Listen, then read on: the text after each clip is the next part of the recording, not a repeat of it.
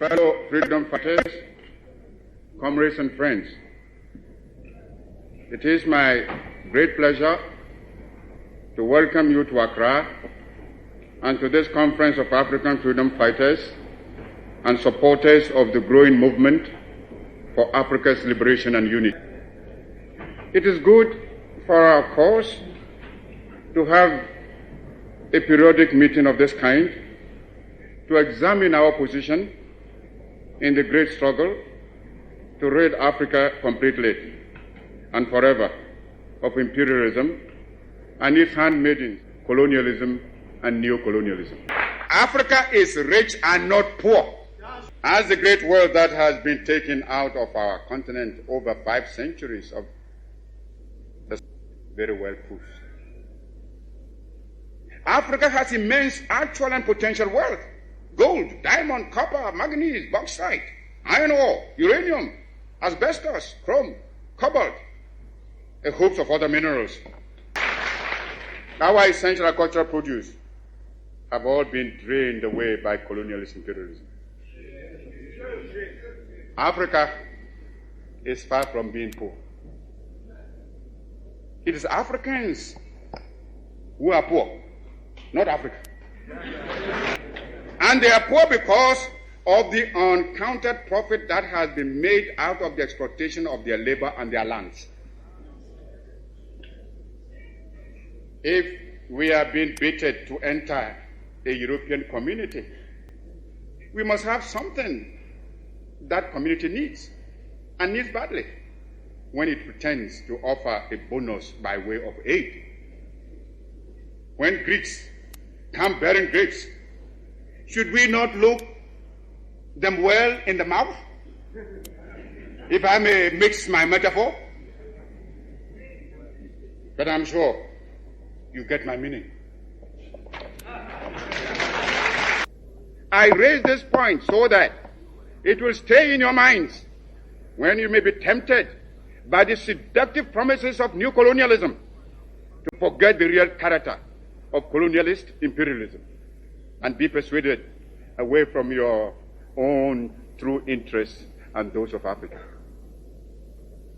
For today, we must each see ourselves as part of Africa in order that we may face imperialism and its new form, neocolonialism, on a continent-wide front. This requires some plain speaking.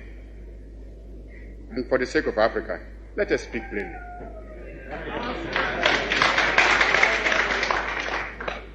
As I see it, our greatest danger stems from disunity and the inability to see that the realization of our hopes and aspirations, the realization of our objective of total African independence, and of our future progress and prosperity is inextricably bound up with the necessity to unify our policy and actions in connection with the continued struggle for independence and the greater task of economic and social reconstruction beyond it.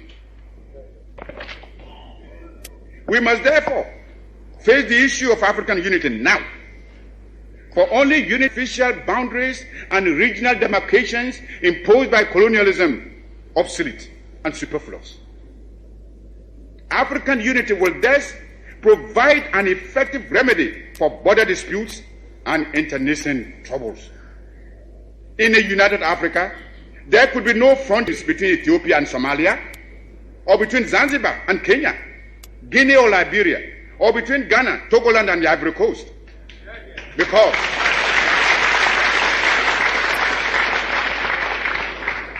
Because we would regard ourselves as one great continental family of nations. Some of the leaders, it must be confessed, do not see the struggle of their brother Africans as part of their own struggle.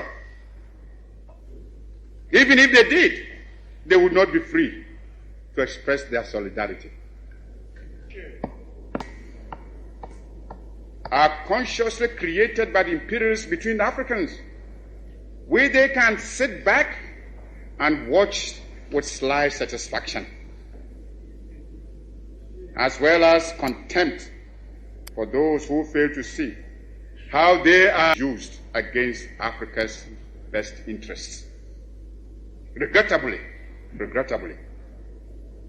those states include some who were among the freedom fighters of yesterday and who haven't won their independence, are willing to drop it for some token aid and thereby deny to those still struggling for freedom even their moral support.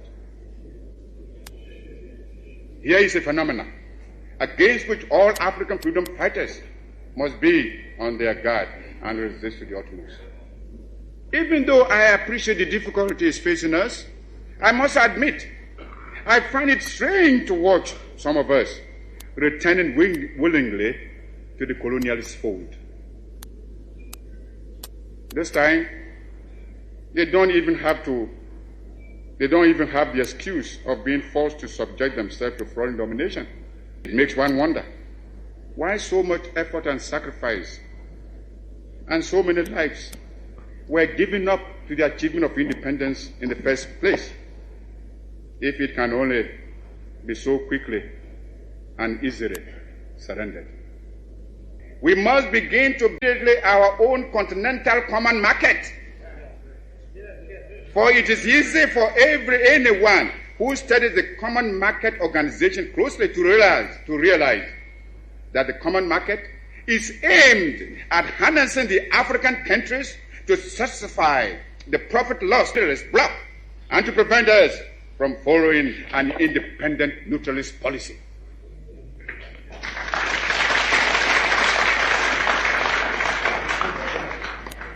It is easy to see that the imperialists and the colonialists are taking the African countries in the position of suppliers of cheap raw materials. If we do not resist this threat, and if we throw in our lot with the common market, we shall doom the economy of Africa, a state of perpetual subjection to the economy of Western Europe. This will, of course, hinder the industrialization of our young African states.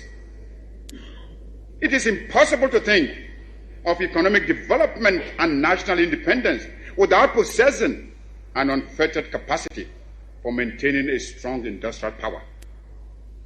The activities of the common market are therefore fraught with dangerous political and economic consequences for the independent African states.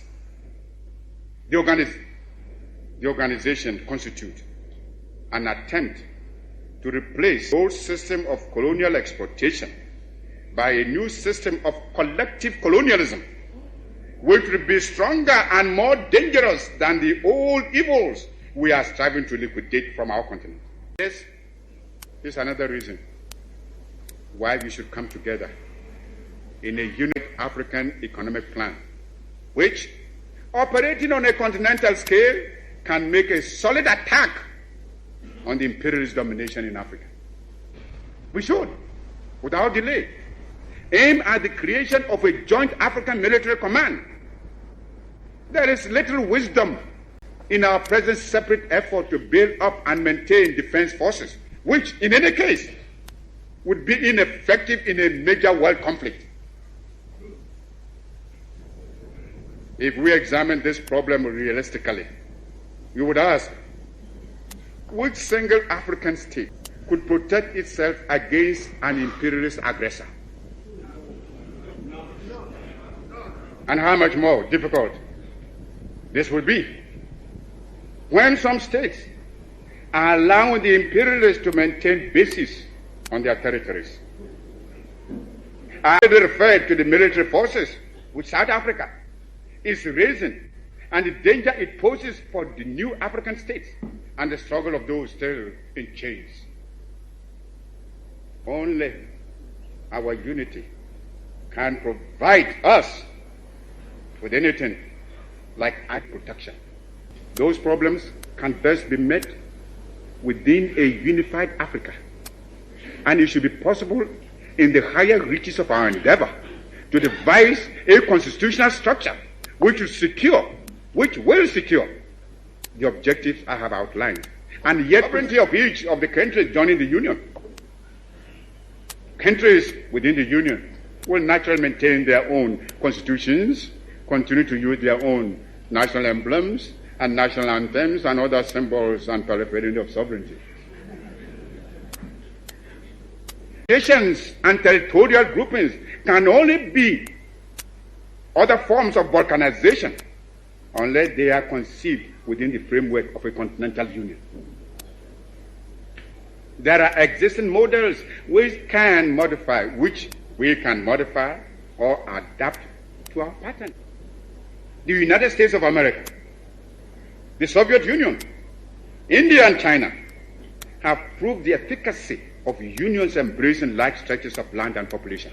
Long live African freedom fighters. Long live African independence. Long live your struggle. Live African unity.